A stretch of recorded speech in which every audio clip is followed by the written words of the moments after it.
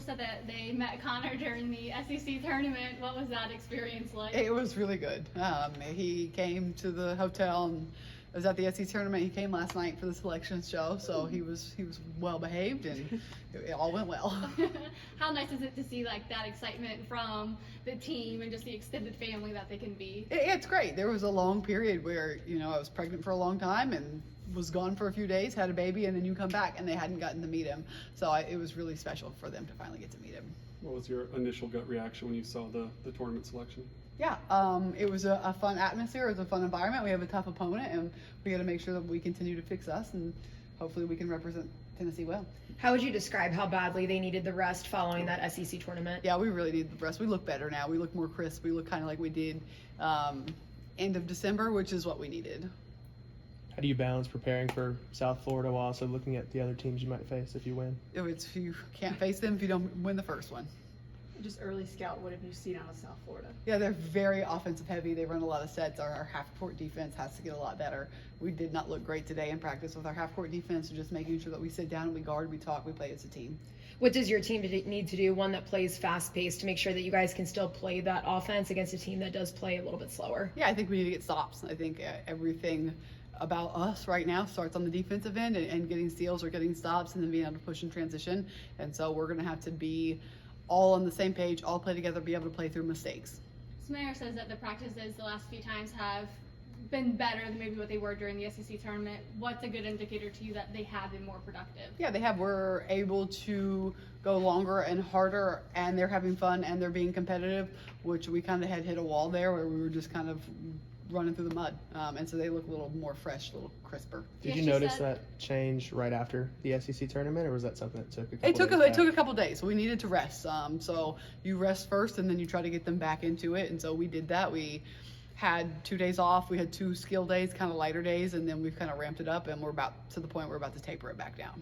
Smayer says that it gets so competitive in practice sometimes that they forget that they are actually teammates. It feels like they're competing against another team. How refreshing is it to see that level of energy? Oh, it's great. It's great. It's beautiful anytime. I mean, today we had probably 2 minutes where they're just squabbling with each other, not in a negative way, but they're just arguing over fouls or whose ball it is, and they're just really getting back to their roots of being a competitive program. How would you describe what a good practice looks like for you as a coach? They're tired, but they're competing, they're having fun, there's high energy. You would be able to, we always say, if there's somebody up in the concourse, they're going to think a game is going on. Shoes are squeaking, there's loud energy, and they're going to look down and they're going to see what's going on. It's not just a dead gym. You've gone all the way at the D2 level. What do you think the key to success is to have these deep tournament runs? I think you need to have a team that is 100% locked in, and that every single player on the roster wants to win more than they care about getting through a practice or their feet hurting or how many points they score or anything else. You have to be selfless, and everyone has to just put everything they have into the last few weeks. What do you remember about that team at Glenville that won the championship? I mean, the thing that separated them, everyone would come up to me and say, how do you win a national championship? How do you win a national championship? And I think we had 12 or 13, maybe 14 seniors on that team.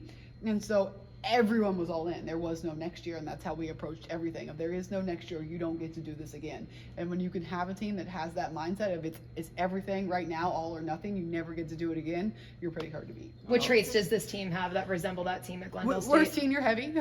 I definitely think we have that. I think we are kind of turning the page right now of, hey, it's about winning. Does this team, go ahead. You got it, Paige. What signs does maybe this team have that reflects that championship team you had? Yeah, same thing. I think that they are getting to the point where it's about winning. It's about something bigger than themselves, and that's when we are at our best. How receptive is this group when you tell them stories about that national championship? I don't team? tell them a whole lot of stories about that national championship team. I don't really know that they care. I think that it's about them. It's about where we are. I think we have enough history in this program right here. And when we tell stories of what we have learned and what we know about former Lady Vols and what they did to win their national championships. What's the story of this team? It's to be determined. Hopefully it gets a lot better, and I hope that it's a team that is resilient, a team that had some adversity and then they took some time and they fixed it and they figured it out, and I think there's still more left to our story. And as far as those seniors and leaders stepping up, who have you seen really step up in this past week and a half? Yeah, I think everyone steps up in their separate ways, and I think the person who has stepped up the most has been Tess Darby, and she has been a completely different player since our SEC tournament. How so? She's vocal, she's playing harder, she's having fun, she's talking a little trash in practice, which is not really in her character.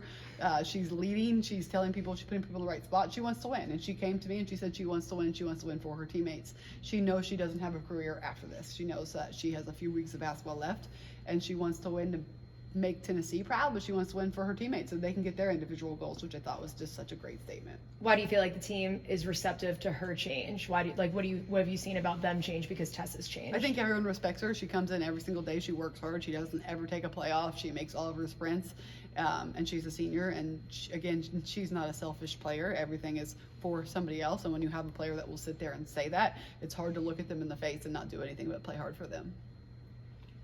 All right. Thank you, guys. Thanks, Thanks, Coach. Coach.